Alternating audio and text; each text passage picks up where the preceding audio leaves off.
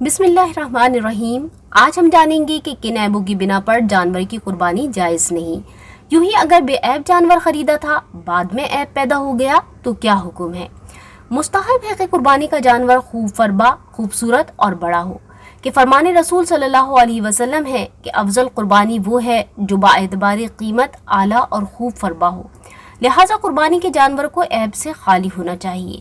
اگر تھوڑا بہت عیب ہے تو قربانی ہو جائے گی مگر مکروہ ہوگی، اور زیادہ عیب ہے تو ہوگی ہی نہیں۔ چنانچہ درست قربانی کے لیے ان عیبوں کی تفصیل کا جاننا بہت ضروری ہے۔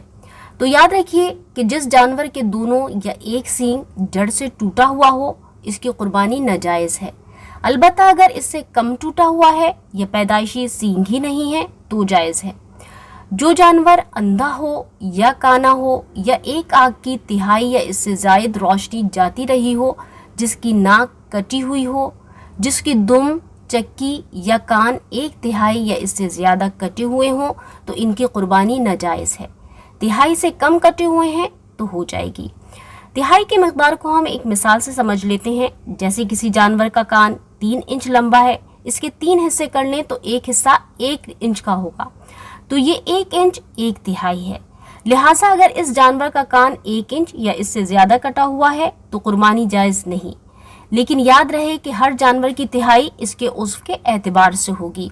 یوں ہی جس کے پیدائشی دونوں یا ایک کان نہ ہو، اس کی بھی قربانی نہیں کی جا سکتی، البتہ اگر چھوٹے کان ہیں تو جائز ہے۔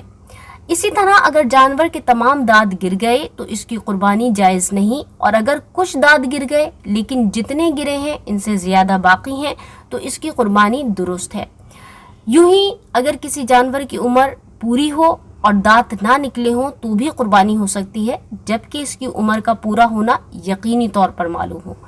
جیسے کہ جانور کو گھر میں پالا ہو، اسی طرح جلالہ جو صرف غلیظ کھاتا ہو، جس جانور کا ایک پاؤں کاٹ لیا گیا ہو، یا ایسا لنگڑا جانور جو قربان گاہ تک اپنے پاؤں سے نہ جا سکے، اتنا لاغر یعنی کمزور کہ جس کی ہڈیوں میں گودا ہی نہ ہو، اتنا بیمار جس کی بیماری ظاہر ہو، جس جانور میں اس حد تک جنون ہو کہ چرتا ہی نہ ہو۔ یوں ہی بکری کا 1 تھن اور گائے یا بھینس کے 2 تھن کٹے ہوئے یا خشک ہوں تو ان کی قربانی بھی جائز نہیں۔ لہٰذا ان عیبوں سے پاک اور صحت مند جانور خریدیے۔ جانور خریدتے وقت اپنی نیتوں کا بھی محاسبہ کیجیے۔ بعض لوگ موٹا تازہ جانور محض دنیا دکھاوے، ریاکاری یا نمود و نمائش کے لیے خریدتے ہیں۔ ایسے لوگ قربانی کے ثواب سے محروم ہو جاتے ہیں۔ چنانچہ اپنی نیتوں کی اصلاح کرتے ہوئے صرف رضائے الہی اور حصول ثواب کو پیش نظر رکھیں۔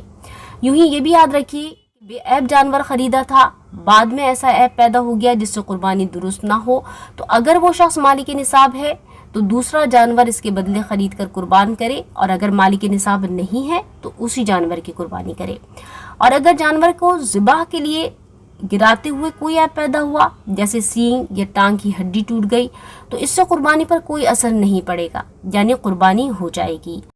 اللہ تعالی ہمیں ان مسائل کو سیکھ کر درست جانور کو اپنی رضا کے لیے قربان کرنے کی توفیق عطا فرمائے، آمین۔